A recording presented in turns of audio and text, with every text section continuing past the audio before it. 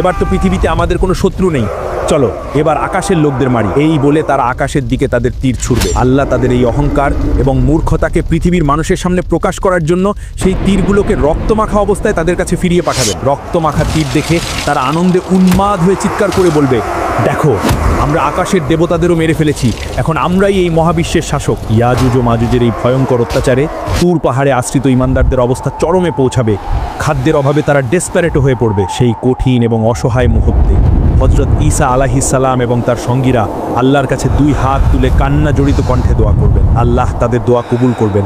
তিনি ইয়াজুজ ও মাজুজের উপর এমন এক গজব পাঠাবেন যা কোনো মানুষও কল্পনাও করতে পারবে না।